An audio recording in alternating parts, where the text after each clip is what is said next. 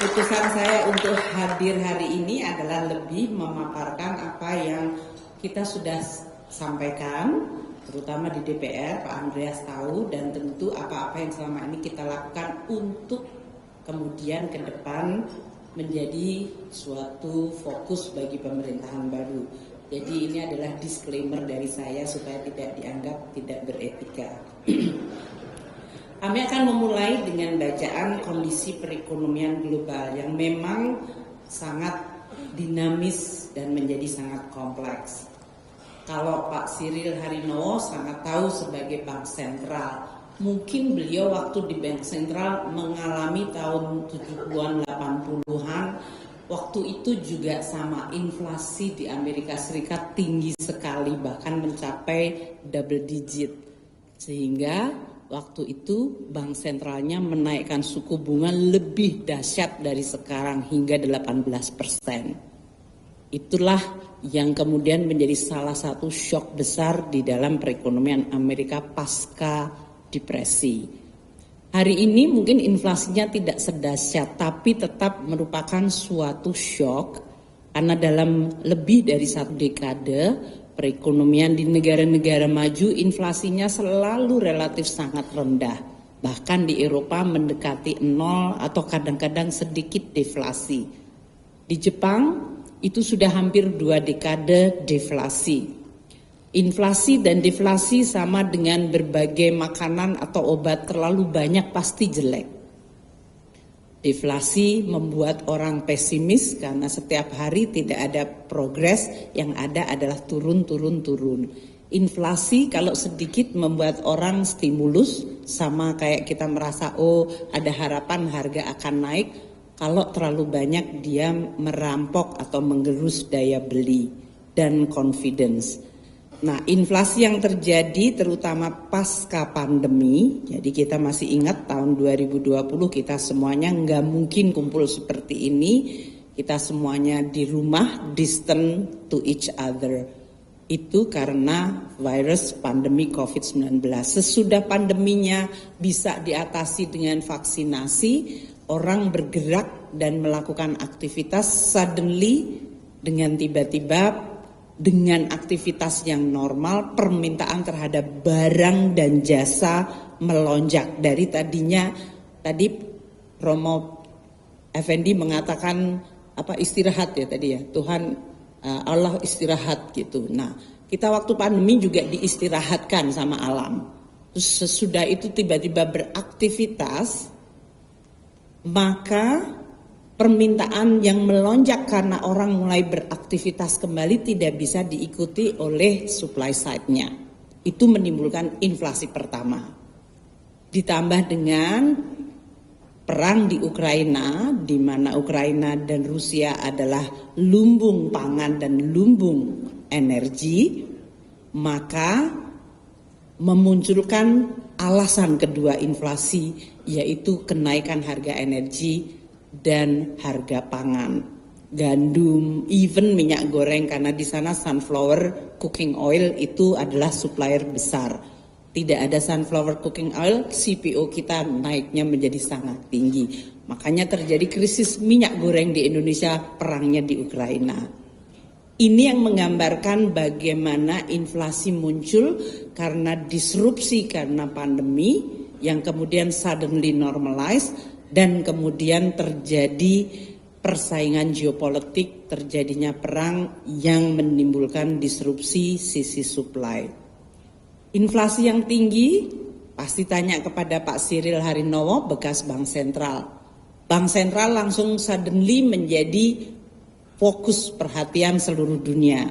What you could do, Bank Sentral agak defensif, mohon maaf ya Pak Harinowo.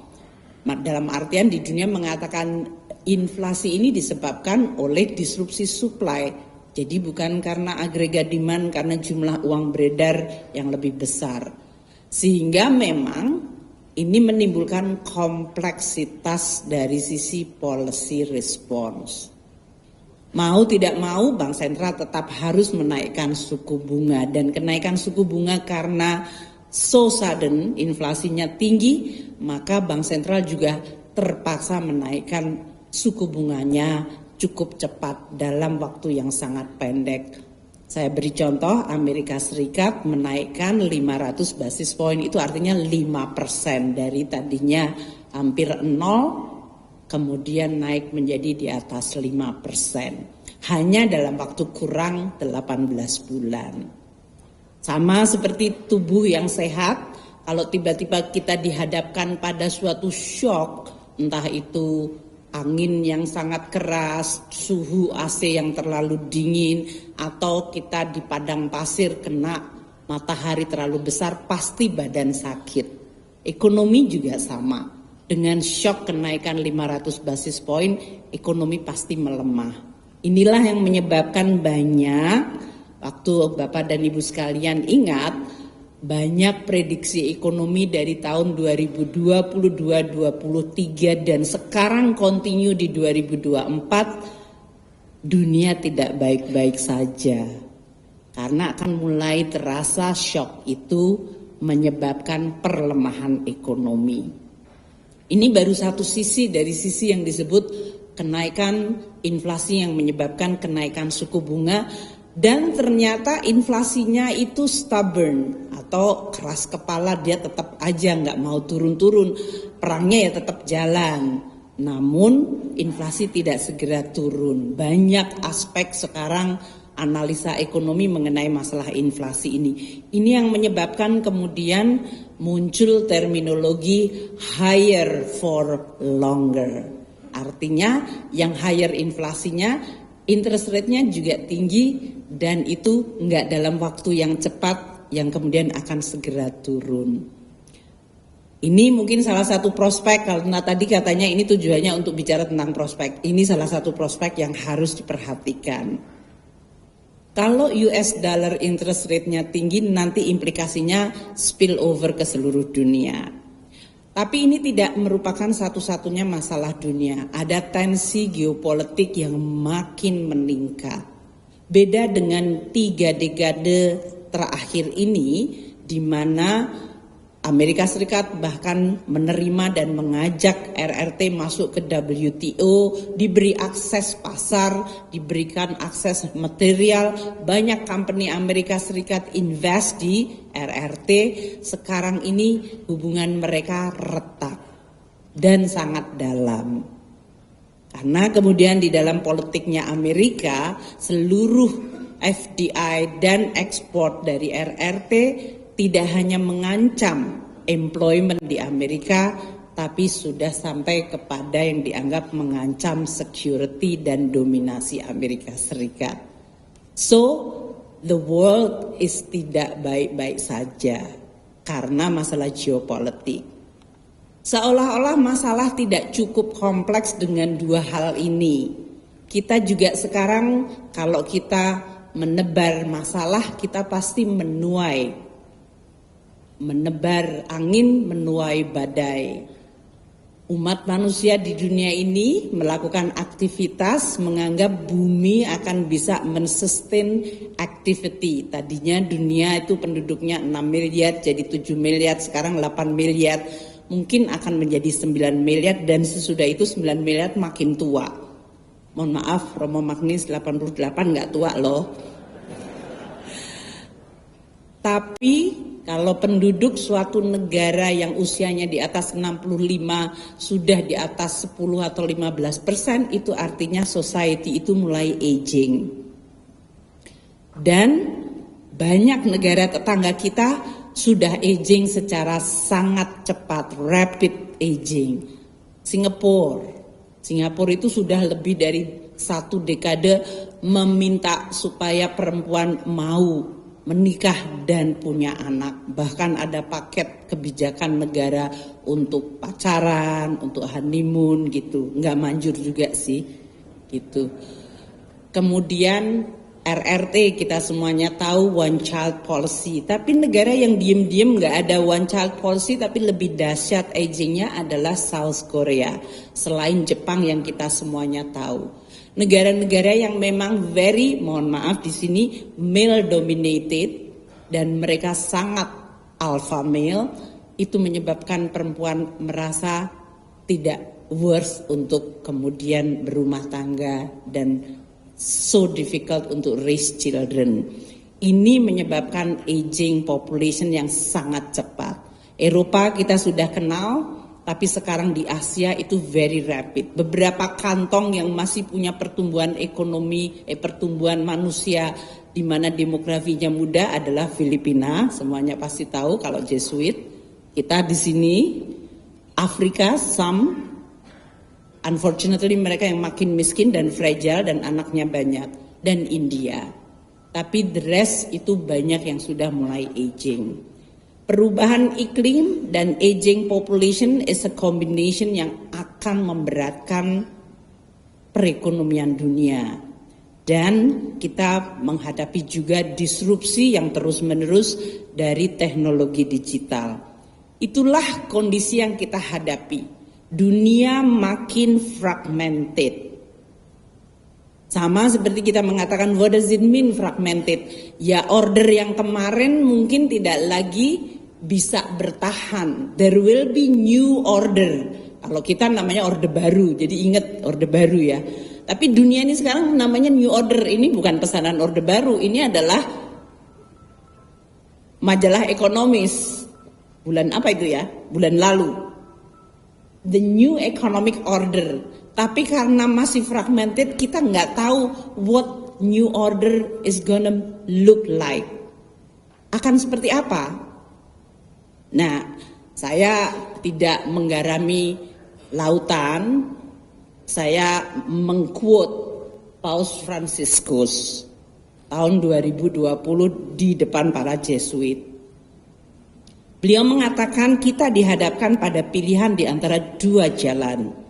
Satu jalan mengarah pada konsolidasi multilateral sebagai ungkapan rasa tanggung jawab global yang diperbarui atas solidaritas yang berakar pada keadilan. Amazingly, kemarin saya di Malaysia diundang di dalam konferensi global ekonomi Islam.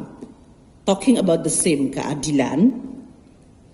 Mengarah pada pencapaian perdamaian serta persatuan sebagai satu keluarga umat manusia yang merupakan rencana Tuhan bagi dunia kita. On the other hand, jalan lain dan yang ini sedang mendominasi adalah menekankan keterpenuhan diri, nasionalisme, proteksionisme, individualisme, dan pengucilan. Jalan ini mengabaikan orang miskin, rentan, dan mereka yang terpinggirkan dalam hidup. Tidak hanya individu, tapi juga negara. Banyak negara yang miskin dan mereka rentan, dan mereka sekarang ada di dalam makin terpinggirkan. Dan juga merugikan masyarakat keseluruhan, menyebabkan sendiri luka pada semua orang. Jalan ini tidak boleh menang. Mission, if you accept, is this one untuk para Jesuit. Bener gak? Oke. Saya cuma meng-quote dulu ya, tidak menyuruh loh. Tapi ini exactly persis yang sekarang ini sedang terjadi di dalam pertemuan-pertemuan saya. Entah di G20, pada saat G20 kita presidensi, di situ mulai bulan Februari tiba-tiba pecah perang Ukraina. Waktu itu kelompok G7 bilang, Sri Mulyani, you have to expel Rusia dari G20. Not under Indonesia presidency. We are G20, like it or not G20. It's not going to be G19 and then become G17 and then G11 and then you G7, you already have a group. Just grouping among yourself. Tapi ini tidak mudah. Di dalam semua fora internasional, blocking yang disebut tadi, proteksionisme makin mengucilkan dan inward looking menjadi sangat kentara. Dan dalam suasana di mana global world fragmented, yang paling dirugikan adalah selalu kelompok paling rentan dan miskin. Di semua situasi. Climate change yang paling dirugikan dan menderita pasti kelompok yang paling rentan dan miskin. Global geopolitical fragmentation juga akan sama. Jadi ini adalah keterpanggilan kita sebagai manusia dengan yang memiliki rasa peri kemanusiaan, moga-moga yang adil dan beradab. Nah, kembali ke ekonomi lagi. Kalau kita lihat tahun 2023 lalu, kita tutup sebetulnya despite the global economic environment yang sangat difficult, kita tuh situasinya alhamdulillah, puji syukur, relatif baik. Ekonomi kita masih bisa tumbuh di atas 5 pada saat seluruh ekonominya melemah di dunia ini. Inflasi kita bahkan hanya 2,6 pada saat dunia sedang struggle dengan inflasi sangat tinggi yang menyebabkan tadi higher for longer. Nilai kita cukup stabil meskipun lebih lemah dari nilai tukar asumsi. Karena tadi dengan higher interest rate, Federal Reserve capital outflow terdorong keluar kembali ke Amerika Serikat. Namun dalam situasi seperti itu, suku bunga kita dari SBN surat berharga negara masih relatif stabil di 6,68 di bawah 7%. Pada saat Amerika Serikat menaikkan 5%, kita tidak melonjak menjadi 13%. Ini suatu achievement yang remarkable. Tapi orang biasanya goes unnoticed. Karena dianggap stabilitas itu ya memang seharusnya ada gitu. Kalau stabil ya berarti everything is fine. Tahun ini kita masukin tahun 2024 dan environment-nya belum membaik. Dan kita sudah merasakan headwind itu terasa sekali. Makanya waktu kuartal 1 dengan pertumbuhan tetap di 5,11 yang kemarin BPS sampaikan itu is a good start. Tapi tidak boleh dianggap taken for granted. Inflasi kita ada di 3% year on year. Dan nilai tukar kita sempat dan melonjak di atas 16.000. Karena tadi higher for longer terus. Suku bunga kita juga mulai terasa pressure-nya mendekati ke 7% di 6,94 end of period-nya. Secara year to date sampai dengan April masih di 6,74. Harga minyak juga lebih volatile karena kejadian di Iran, kemudian terjadi yang Palestina, ini semuanya menimbulkan uncertainty baru di dalam kondisi dunia. Indonesia terus harus menjaga ketahanan karena we cannot complain about weather yang berubah secara cepat. The only one you can control is yourself. Kalau Anda punya ketahanan badan lebih, walaupun ada badai, kita tetap akan kena basah, kita terterpa angin, kita tidak bisa mengontrol itu, tapi yang kita bisa kontrol adalah badan kita. Resiliency adalah sesuatu yang sangat penting. Neraca perdagangan kita menjadi salah satu dari sisi external balance. Nanti kalau pertanyaan ke Bu Mari yang susah-susah mengenai hal itu. Karena beliau bekas Menteri Perdagangan juga. Tapi Indonesia dengan hilirisasi menciptakan surplus neraca perdagangan yang jauh lebih besar. Dan ini menciptakan ketahanan lebih tinggi. Meskipun kita waspadai tahun 2023 dengan surplus Januari-April mencapai 16 billion, sekarang turun di 10,9. Ini karena tadi weakening export environment kita. Namun inflasi kita masih terjaga baik. Kita melihat inflasi kita masih 2,6 year to date. Hanya kalau dilihat komponennya di sebelah sini, makanan. Saya teringat ibu saya itu almarhum adalah seorang statistician. Jadi dia pasti sangat paham mengenai statistik. Itu pun menanyakan kepada saya. Karena tadi Pak Tadelius bilang saya hobinya jadi menteri, waktu itu saya sudah jadi menteri keuangan. Waktu itu conversation-nya is like this. Dok, kok pemerintah bilang inflasi cuman 5% waktu itu? Itu si Mbok kemarin ke pasar harganya beras itu naik 50%, ayam naik 30%. Kok piye cara ngitung inflasi? Ini seorang yang tidak illiterate loh.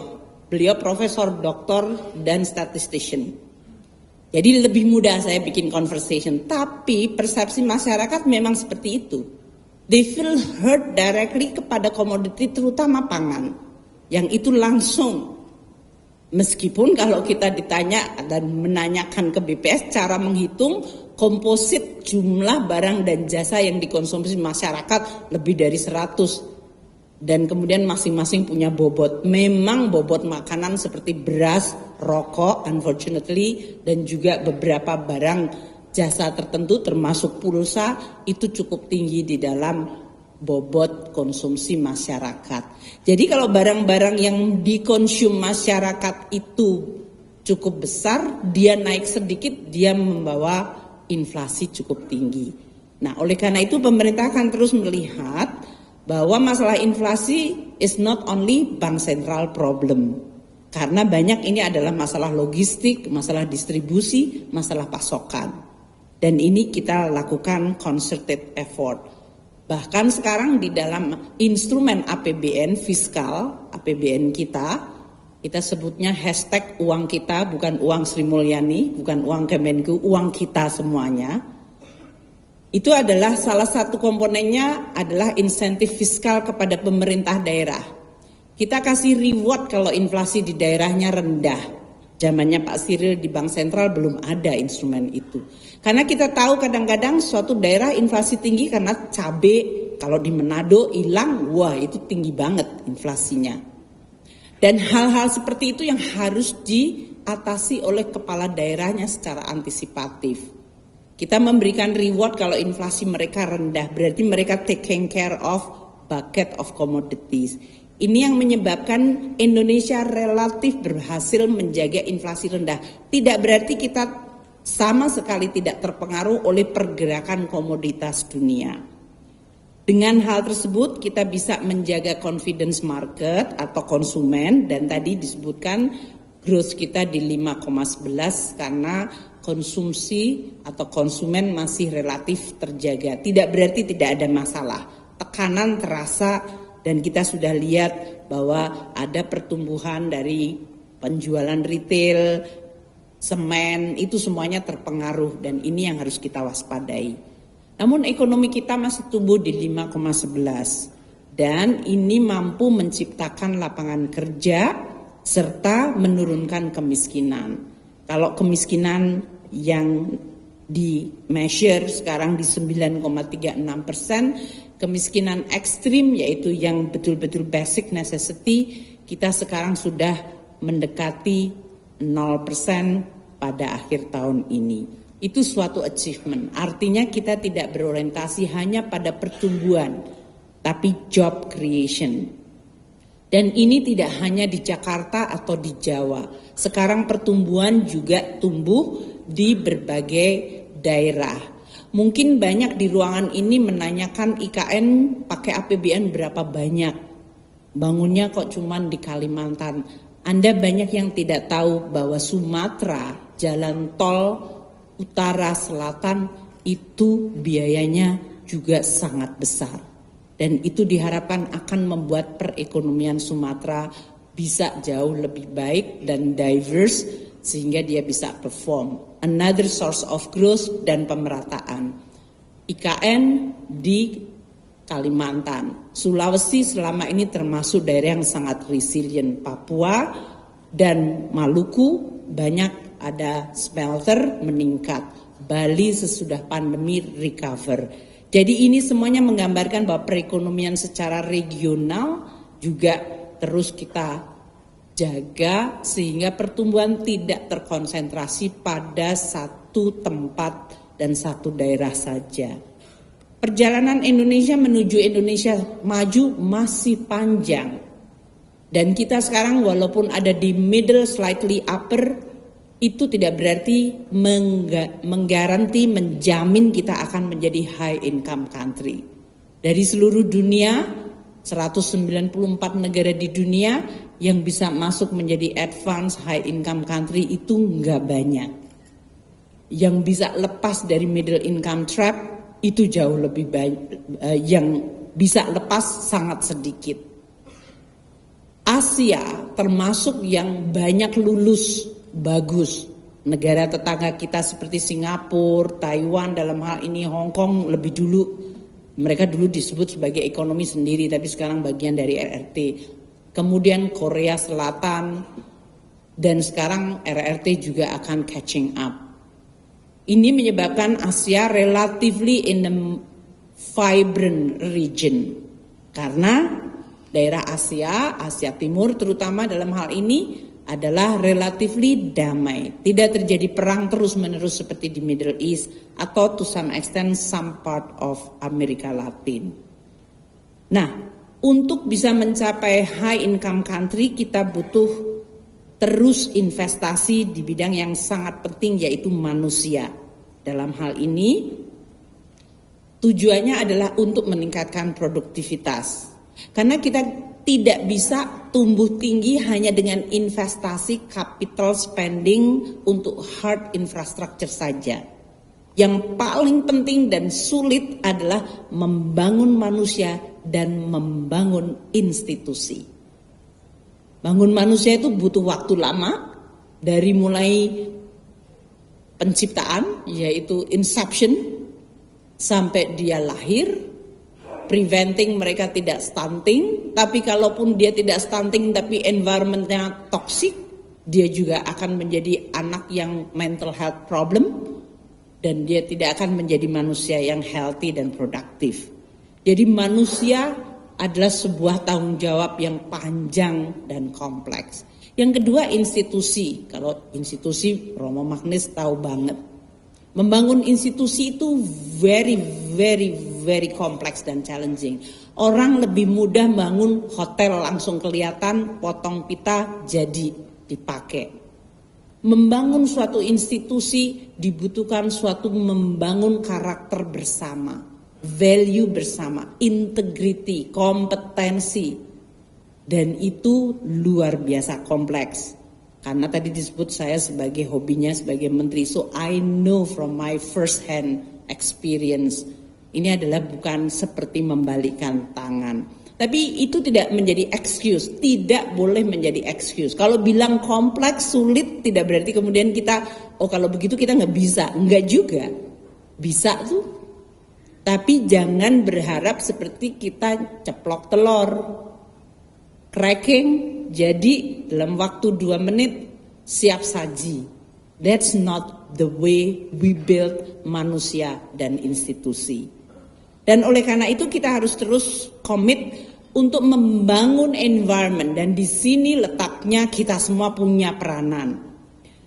Ada game changer dalam dunia ini yang juga harus kita manfaatkan. Teknologi digital jelas menjadi sesuatu yang akan bisa memberikan akselerasi dari berbagai pembangunan itu. Komitmen terhadap climate change untuk preventing climate change disaster menimbulkan sekarang tumbuhnya apa yang disebut ekonomi hijau. Energi jelas, tapi tidak hanya energi, transportasi, bahkan teknologi sampah atau waste management, itu semuanya aspek environment-nya dan climate change-nya luar biasa. Saya berharap kita semuanya bisa makin sadar mengenai hal itu. Konsumsi plastik, bagaimana kita conserving, mau mulai melakukan konservasi dan juga hidup secara sirkuler. Kita punya sumber daya alam yang sangat banyak dan baik. Namun kita baru memulai proses hilirisasi. Ini adalah sebuah komitmen policy. Dan kita juga harus memanfaatkan geopolitik yang fragmented tadi tidak menjadi excuse tapi justru menjadi opportunity untuk kita bisa menarik industri di tempat kita. Inilah apa yang disebut building block untuk membangun Indonesia maju. Jadi kalau kita lihat, kita harus growth-nya cukup tinggi untuk create job dan mengurangi kemiskinan. Growth yang tinggi hanya bisa didapat dengan sumber daya manusia yang baik, institusi yang bersih dan berfungsi, infrastruktur, hard infrastructure dan soft infrastructure, dan meneruskan upaya nilai tambah hilirisasi Oleh karena itu kita juga perlu untuk terus menjaga terutama kelompok yang rentan dan tertinggal. Inclusivity menjadi sangat penting. Itu komponen yang harus terus kita lakukan. Kalau kita lihat, maka kita bisa mengidentifikasi opportunity tadi, namun juga resiko yang muncul. Kalau kita lihat resiko bagi Indonesia yang paling besar tetap pada kualitas SDM-nya. SDM itu potensi karena Indonesia demografinya muda, tapi dia bisa menjadi resiko liability pada saat SDM-nya tidak ditingkatkan. Makanya kita selalu debat bagus bicara tentang kesehatan, pendidikan, jaminan sosial. Pada saat demografi kita masih muda, debat itu menurut saya baik dan sehat. Kita boleh bicara dan meminjam negara lain seperti ini, karena kalau saya jadi Menteri Keuangan tuh sering juga orang-orang menyeletuk, "Mbok ya kayak Nordic country itu segala macam bebas sampai perguruan tinggi. Dari lahir sampai dia perguruan tinggi dia nggak perlu bayar apa-apa." Memang anak itu nggak bayar, yang bayar orang tuanya. Taxnya bisa 65 sampai 70% dari income mereka. Aku pernah punya teman di Bank Dunia, dia dari Finlandia. Saya tanya, how much tax you pay? Oh, around 70%. Loh, jadi kalau kamu dapat 100.000, kamu cuma dapat 30.000 US dollar. Iya. That's not punishable for you. Enggak juga, tapi anak-anak saya semuanya masuk sampai perguruan tinggi, is free. Orang anggap itu semuanya gratis, nggak ada yang bayar. Di dunia nggak ada yang gratis, pasti ada yang bayar. Ya, dalam hal ini, ya if you want to create social safety net seperti di Nordic country, then you have prepare for a very big high income tax. Kalau Anda kepingin yang lebih liberal seperti Amerika, semuanya your own money, individual freedom, makanya Ivy League inflasinya tinggi banget. The most expensive university fee itu di Amerika Serikat. Makanya saya selalu bilang, karena kita mengelola LPDP, kita bilang sama Amerika, kalau kamu terlalu mahal, anak-anak sekarang lebih senang ke Inggris atau ke Netherlands. Kalau ke Inggris ya karena bisa nonton Liverpool tadi sama, atau ke Netherlands yang lebih murah. Jadi saya mau mengquote lagi ini untuk para Jesuit.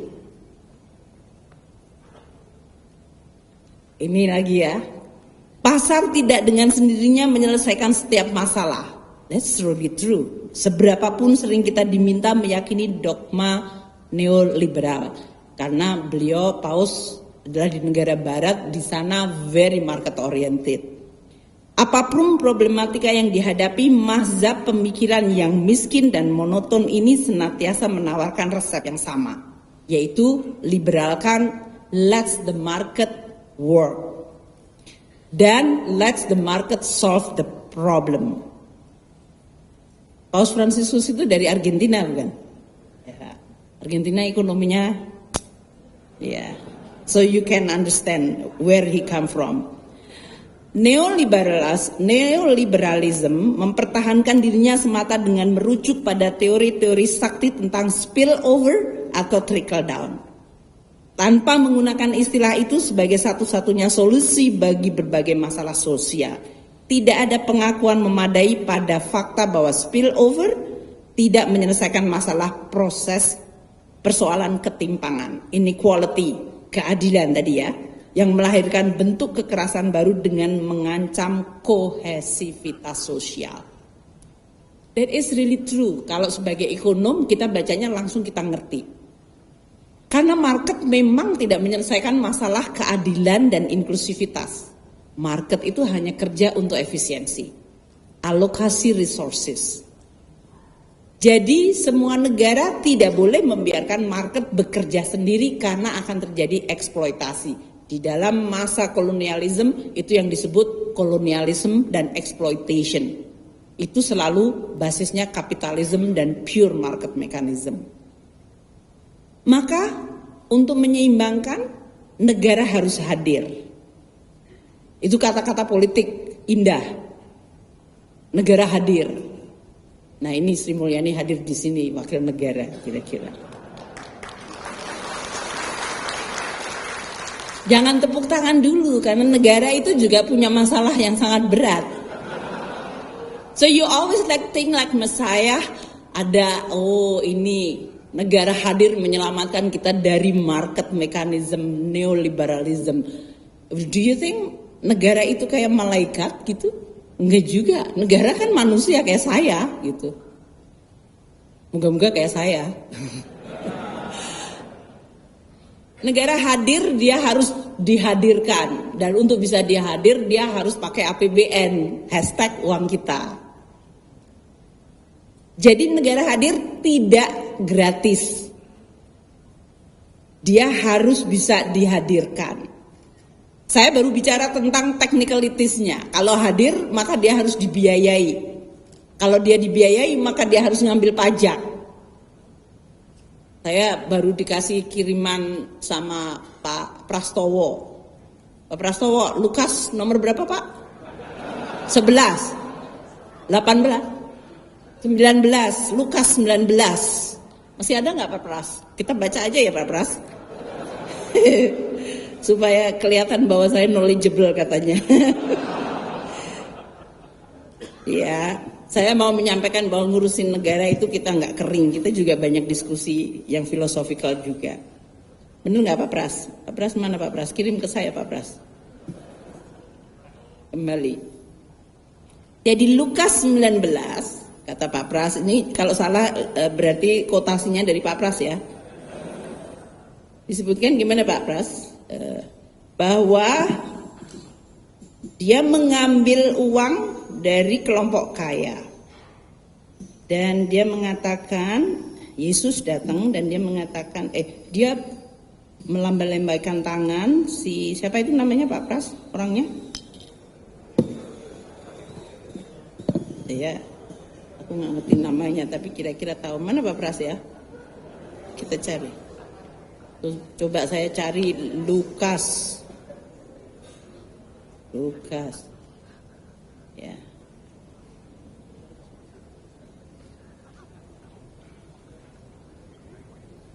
Ada Pak Pras? Udah hilang Pak Pras. Mana Pak Pras? Pasti.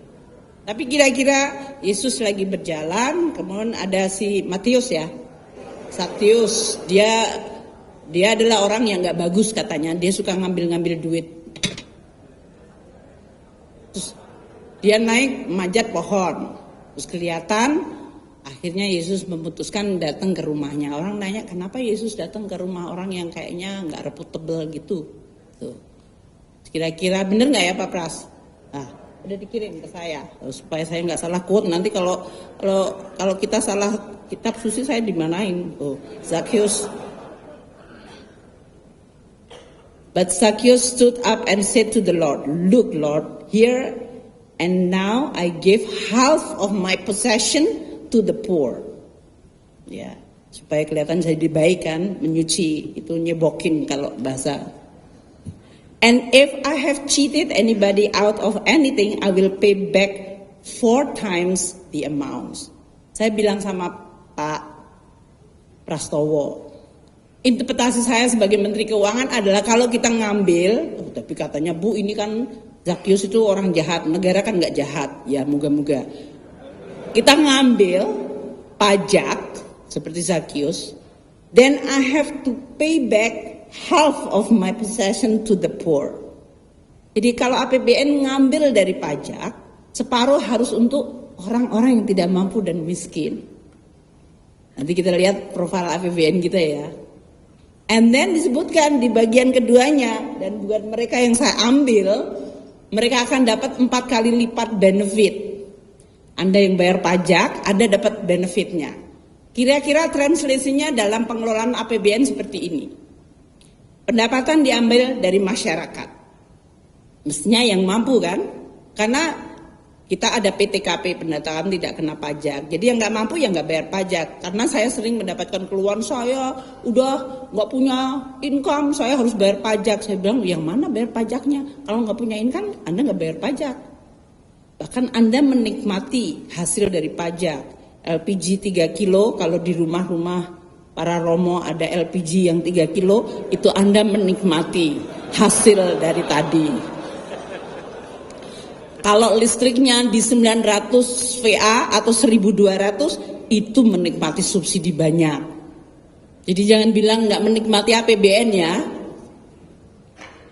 Dan tentu saja kita bisa mengurusin republik ini relatif aman itu juga karena ada yang bayarin untuk aman.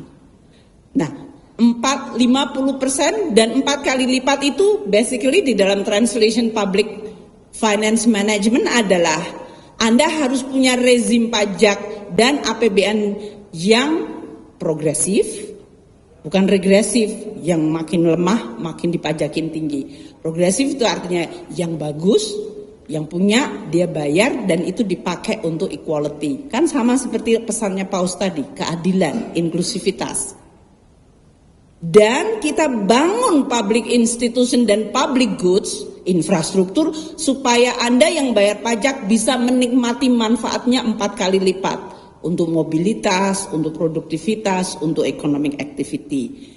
Jadi mengelola APBN kalau kita makhluk beragama, we are not just doing because kita senang aja nyusahin orang dengan mungut-mungut. Atau kita merasa punya power mengelola uang ribuan triliun for the sake of untuk kita kelihatan keren. Dari perasaan kita sebagai umat manusia yang beragama, kita tahu bahwa ada misi keadilan yang kita bawa di situ. Dan untuk itu masih banyak yang harus dibenahi. Negara hadir dan hadirnya itu ditopang dengan APBN, itu we have to collect more, spend better, dan jaga risiko pembiayaannya. Dan yang paling penting jangan korupsi. Itu angel banget. Iya. Jadi jangan dipikir negara hadir itu negara tidak punya nafsu bagi dirinya sendiri. Negara itu manusia. Terdiri dari manusia-manusia dari mulai pejabatnya sampai birokratnya. Mereka punya interest, makanya dalam mengurus negara dan menciptakan kehadiran negara untuk mengoreksi neoliberalisme seperti yang dikatakan Paus Franciscus, we have to make sure bahwa negara itu bersih. There is no conflict of kepentingan. Dia punya integritas, kompetensi, dan profesionalisme. Kalau semua birokrasinya dan pejabatnya full of konflik kepentingan, ya bukan negara hadir, dia nopang aja. Itu yang menjadi salah satu. Kita sering berharap negara hadir menetralisir market, mengoreksi market value.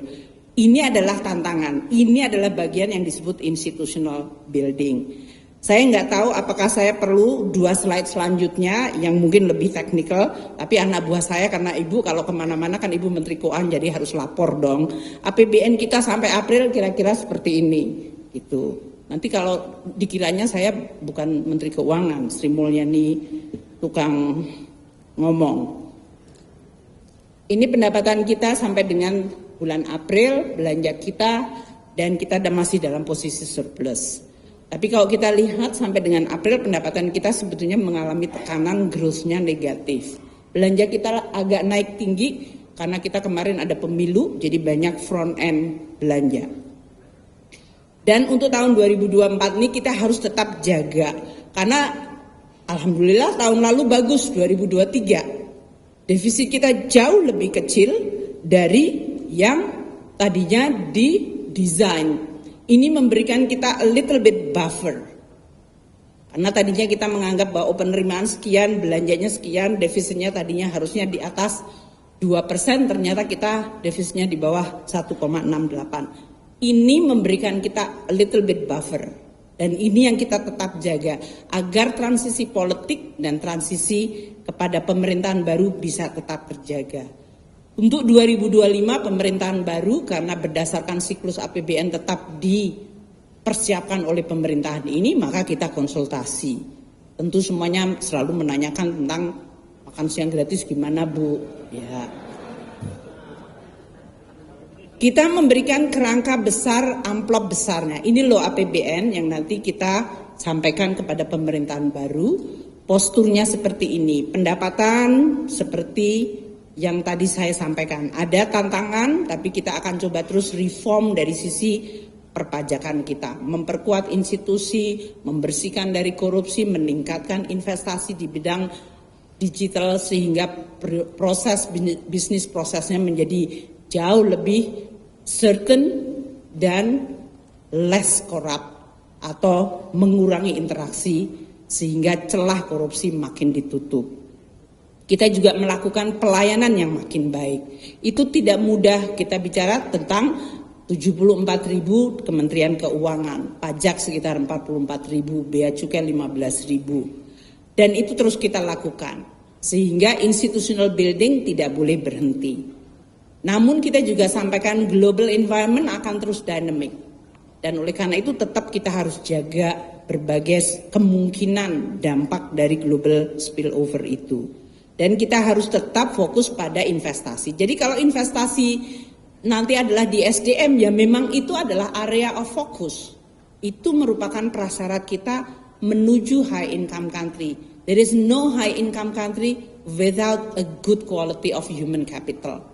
Jadi mau itu adalah dalam bentuk pendidikan, kesehatan, jaminan sosial, melalui menggunakan program makan siang atau makanan bergizi, memberikan ibu-ibu hamil, itu semuanya adalah memang tujuannya at the end, the most important asset dari Republik ini adalah manusianya.